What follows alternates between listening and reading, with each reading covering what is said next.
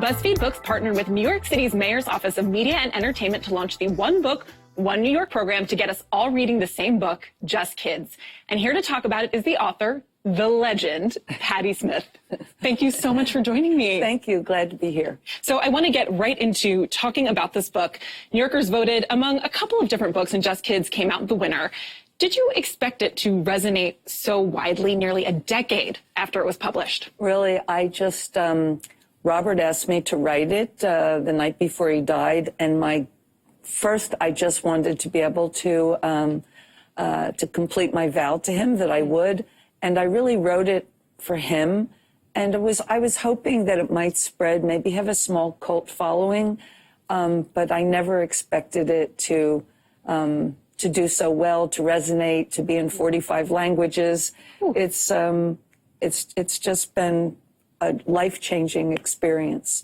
Well, for those who haven't yet read the book, it of course documents when you met Robert. What do you hope new readers take away from the book and just about the message of friendship within it? Well, I mean, Robert and I both wanted to be artists. We were artists. Robert, we were both 20, struggling.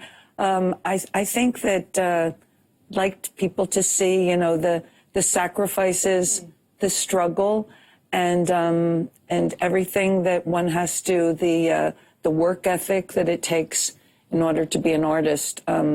It's hard work. It requires discipline and sacrifice, and which Robert, he had a tremendous work ethic. I'm hoping people will see that, see what he had to, all the things that he had to shed to give up to be an artist, but also him as a human being, caring, very kind, a great sense of humor, romantic, and but with a lot of self-confidence, but a great and loving loving friend. I still feel his friendship, and he died 30 years ago, yet I feel all the things that he gave me every day. I can really hear that when you're talking about him and just the fullness of your friendship and how well you knew him. Of course, in addition to Just Kids, you have another memoir, M-Train. Are there any other periods of time in your life that you're thinking you also want to tackle via memoir or other kinds of writing?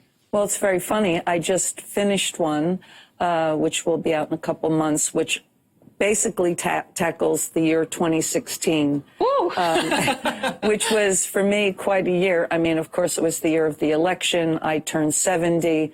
I had personal losses of great friends, so it was a challenging year.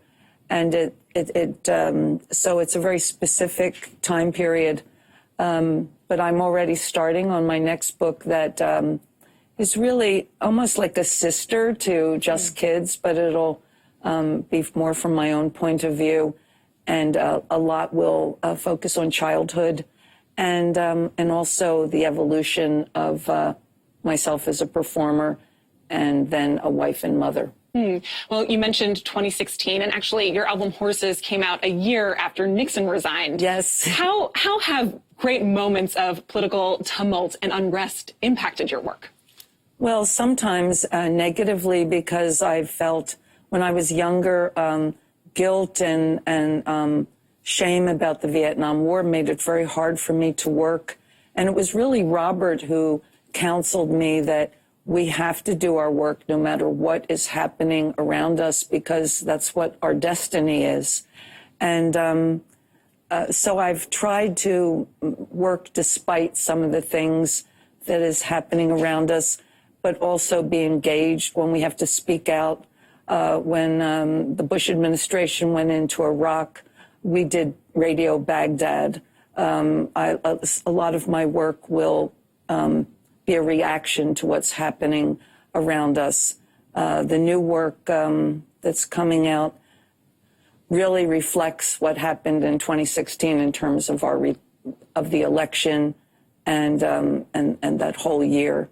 So, you know, I make certain that I speak out when it's necessary, but I also don't want to be, you know, buried under an avalanche of things that are happening around me. You have to find a good balance. Unless you're a political writer or that's your beat. But in terms of my own work, I have to maintain a sense of self as well as being aware of the needs around me.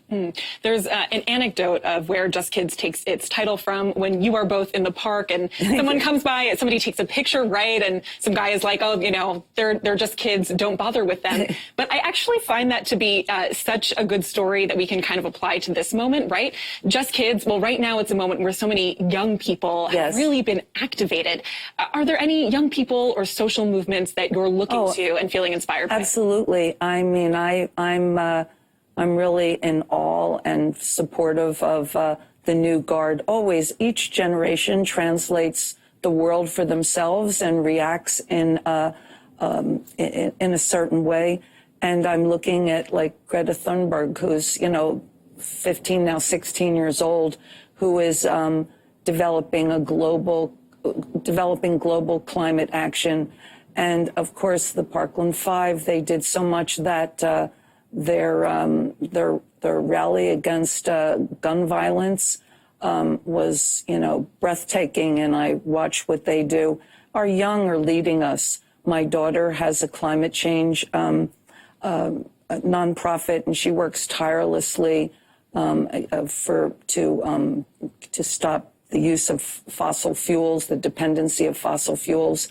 I mean, I'm just grateful for our young people. They're the hope of the world. So I'm inspired by them. The younger people in the House of Representatives, there's the diversity, and we have to give them a chance. We have to give them a chance, and if they are flawed or make mistakes, then be there to help them and continue on, because they really have beautiful visions of the future. Well, kind of in line with that, something you've spoken about is the democratization of social movements via the internet. And one platform I also want to talk about is Instagram, because you yourself have tapped into this medium. We actually have a tweet from Emma Swift who said, "Following Patti Smith's world on Instagram brings me so much joy. Her posts are full of poetry and wonder and art. And today, Keanu Reeves. Look at that with Keanu Reeves. Look at how happy she is. Seriously, she's the only influencer I'll ever need."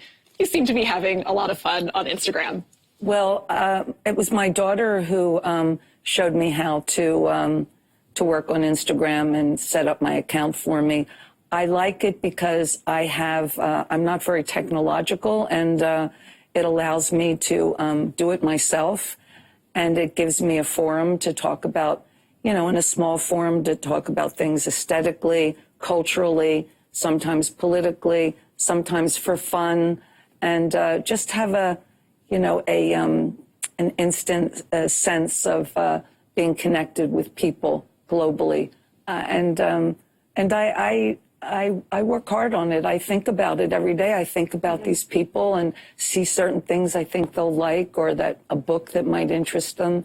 So I have to say it's been a happy format for me. Do you ever think about what Robert Mapplethorpe might think of you deciding to go into the visual medium? Oh, no, because we met as artists. I actually took photographs before Robert did, and not on any level of Robert, but I've always been a visual artist.